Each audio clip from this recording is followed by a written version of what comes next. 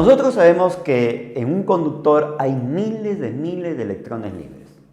Cuando establecemos una diferencia de potencial en los extremos del conductor, en su interior se establece un campo eléctrico. Y ese campo eléctrico lo que hace es accionar sobre cada uno de los electrones libres, generando así un aumento de su energía cinética.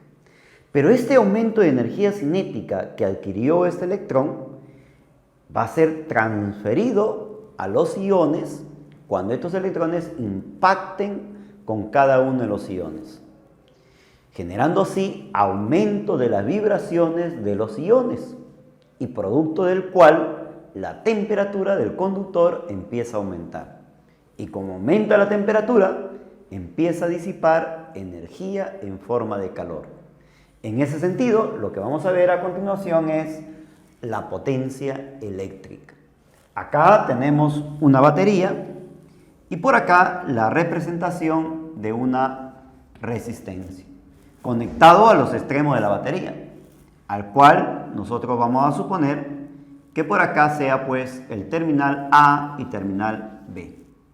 En ese sentido, la rapidez con la cual se transfiere energía a la resistencia por medio de la batería se va a determinar de la siguiente forma. Esa potencia que se le transfiere a la resistencia se va a calcular como la diferencia de potencial entre los extremos de la resistencia multiplicado por la corriente que circula por ella.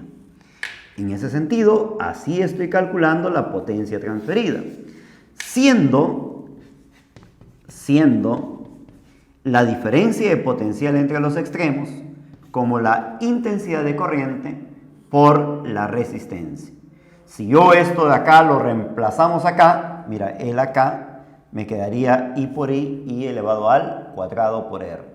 O si reemplazo el I, esto paso a dividir y mira lo que me va a obtener. Entonces, al reemplazar, mire por acá, al reemplazar, lo que voy a obtener es lo siguiente, que la potencia se va a calcular como la diferencia de potencial por la corriente o también como la intensidad de corriente elevado al cuadrado por el radio o también, si reemplazo esto acá, lo que voy a obtener es la diferencia de potencial elevado dividido con la resistencia. Formas de determinar lo que es la potencia en una resistencia, potencia eléctrica por una resistencia. Lo que vamos a ver a continuación es el calor disipado. Al circular corriente por la resistencia, esta libera energía en forma de calor. Y a partir de la potencia, vamos a determinar lo siguiente.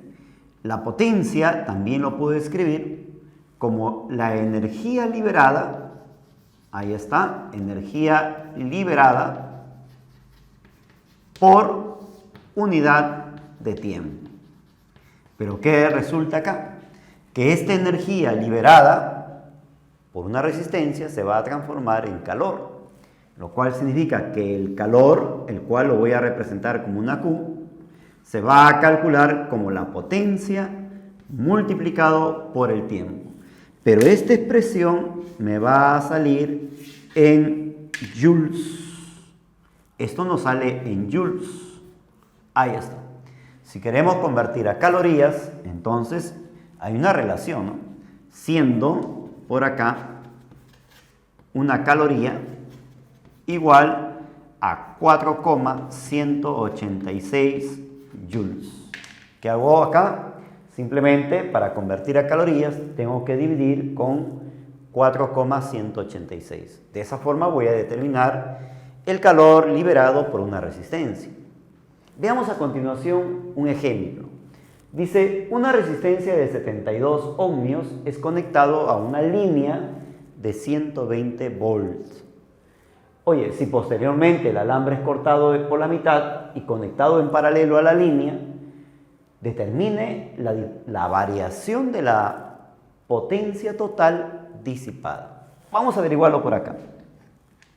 Por acá voy a colocar una resistencia. Ahí tenemos una resistencia. Pero una resistencia cuyo valor es 72 ohmios. Pero esto es conectado a una línea de diferencia de potencial. Acá lo voy a colocar. Esta diferencia de potencial dice que presenta 120 volts. En ese sentido, voy a calcular esta potencia inicial disipado por esta resistencia. Esta potencia, ¿cómo lo voy a calcular? Acá está. Se calcula como la diferencia de potencial dividido con la resistencia. Pero ocurre que acá la diferencia de potencial en los extremos de la resistencia es 120 volts. En ese sentido, voy a colocar esa diferencia de potencial sobre su resistencia.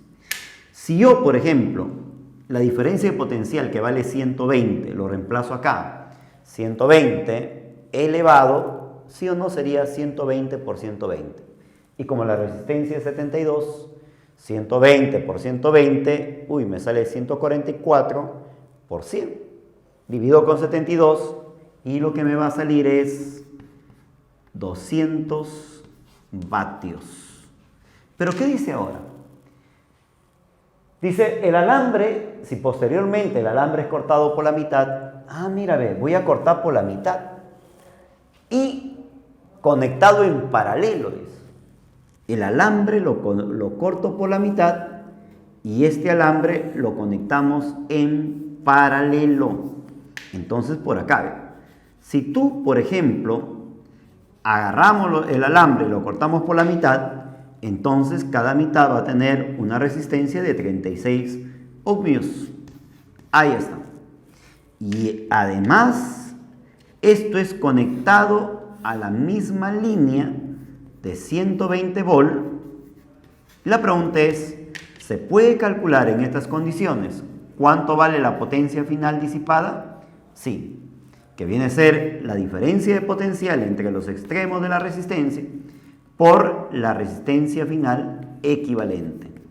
Pero ¿cuánto vale esa resistencia final equivalente? De acá, rápidamente, lo que voy a obtener es 18. Oye, 18. Eso significa que este 120 lo reemplazo acá, sería 120 elevado. Oye, 120 elevado es 120 por 120. Pero debo dividir con la resistencia equivalente que me va a salir por acá, 18 ohmios. A ver, ¿cuánto me está saliendo más o menos? Esto me va a salir, qué bonito, me va a salir aproximadamente, o mejor dicho, 800 vatios. Pero lo que me piden es la variación de esa potencia total. En ese sentido, la variación de la potencia sería la resta de él con él. Y esta resta nos va a salir 600 vatios. 3, 2. Medidores eléctricos. Durante el desarrollo de los ejercicios vamos a ver diferentes tipos de medidores eléctricos, pero uno de ellos que nosotros debemos conocer es el amperímetro. El amperímetro nos permite medir la corriente media o la corriente continua por un circuito. Pero ¿cómo se instala el amperímetro? La instalación del amperímetro es en serie a un ramal. Por ejemplo, yo quiero saber cuánto de corriente está circulando por este ramal. Ahí está. Para esto lo que he hecho por acá es instalar un amperímetro. Ahora bien, este amperímetro, acá viene la representación del amperímetro, ahí está. Resulta que el amperímetro presenta una resistencia interna y esa resistencia interna del amperímetro es muy pequeña en comparación a todas las resistencias en el circuito.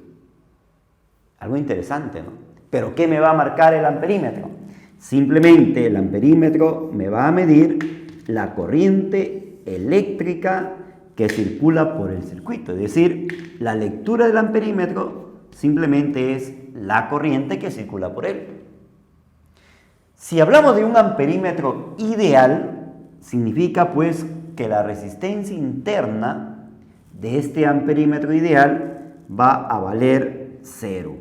Es decir, la resistencia interna es muy pequeña, demasiado pequeña, que va a tender a ¿cuánto? A cero. Pero eso ocurre solamente en los amperímetros ideales, es decir, no presenta resistencia interna. Voltímetro. Su propio nombre lo dice, ¿no? Voltímetro viene de voltaje, de una diferencia de potencial. Entonces, lo que hace el voltímetro es medir la diferencia de potencial en un ramal. Ahora, si yo quiero, por ejemplo, medir la diferencia de potencial entre estos dos puntos, tengo que instalar un voltímetro. Pero este voltímetro se va a conectar en paralelo. Se supone, porque quiero medir la diferencia de potencial. En ese sentido, lo que tengo que hacer por acá es agarrar un voltímetro e instalar, pero en paralelo. Ahí está. Pero ¿qué ocurre con la resistencia interna del voltímetro? La resistencia interna del voltímetro es muy grande en comparación a las resistencias en el circuito. Por ejemplo, el amperímetro, su resistencia era muy pequeña, ¿no? ¿Con la intención de qué? De poder medir una corriente exacta. Pero el voltímetro acá el voltímetro va a presentar una resistencia grande. ¿Con qué intención? Con la intención de poder medir una diferencia de potencial prácticamente exacta. Pero ¿qué ocurre con un voltímetro? Si por acá circula una corriente sin un voltímetro, al conectar el voltímetro, miren lo que va a ocurrir. Esta corriente que viene por acá se empieza a repartir, una de ellas va a circular por el voltímetro y otra hacia la resistencia. Eso es lo que estamos viendo, ¿eh? Ahora, ¿cuál es la representación gráfica de este voltímetro? Lo que vamos a hacer por acá es retirar el voltímetro imaginariamente. Ahí está, retiramos. Y por acá lo que vamos a hacer es conectar la resistencia del voltímetro. Ahí está. ¿Y qué ocurre por acá? Acá imaginariamente hemos colocado el voltímetro. Ya, pero hemos señalado sus terminales. Ahí está. Ahora bien, por acá viene la corriente, el cual se está dividiendo de esta forma y la corriente hacia el voltímetro. ¿Qué va a marcar el voltímetro? El voltímetro va a marcar la diferencia de potencial entre los terminales A y B, el cual se va a determinar como la corriente del voltímetro por la resistencia del voltímetro, o simplemente esta corriente I por la resistencia R. ¿Te has preguntado tú qué ocurriría si el voltímetro fuera ideal? En el caso de un voltímetro ideal, la resistencia va a ser infinita, que va a tender al infinito. ¿Con qué propósito? Como es ideal, no existe, y lo que va a hacer es darme una indicación exacta, ¿no? Porque si el voltímetro es real, oye, este voltímetro va a circular corriente, lo cual significa que la lectura no me va a dar pues un valor exacto, ¿no? ¿Debido a qué? Debido a que esta corriente se distribuye. Pero cuando es un voltímetro ideal, la resistencia del voltímetro va a ser tan grande que la corriente cuando venga por acá no va a permitir que circule corriente por el voltímetro. Es decir, la corriente por el voltímetro va a ser igual a ¿cuánto? A cero. Esto porque su resistencia es enorme. Eso significa que si nosotros esquematizamos por acá y la resistencia tiende al infinito, oye, significa que por el voltímetro no circula corriente. La corriente por el voltímetro es cero. ¿Eso qué significa? Que la corriente que viene por acá irá directo sin desviarse. ¿No ve que por acá no hay corriente? No deja pasar la corriente porque su resistencia es enorme. Ah, mira, ve. Entonces la corriente va directo, ¿no? Si nosotros de acá lo representamos esquemáticamente, tendríamos que ubicar por acá el voltímetro y simplemente sus terminales. Hemos retirado el voltímetro. O sea, cuando tenemos un problema, para no confundirnos, para resolverlo más rápido, ¿qué hacemos con el voltímetro? Imaginariamente lo retiramos. Cuando es un voltímetro ideal, simplemente retiramos, pero marcamos sus terminales. Quiere decir entonces que la corriente no se desvía y al no desviarse, el voltímetro me va a indicar una lectura correcta y esa lectura correcta va a ser la diferencia de potencial igual a I por R. Esa es la diferencia de un voltímetro ideal con un voltímetro real. ¿Por qué? Porque acá la lectura no es una lectura, pues, digamos al 100%, ¿no? ¿Por qué? Porque la corriente lo que hace es distribuirse. En cambio allá la lectura no da en un 100%, ¿no? Porque es ideal, ¿no? Entonces esa es la diferencia entre un multímetro ideal y un multímetro real.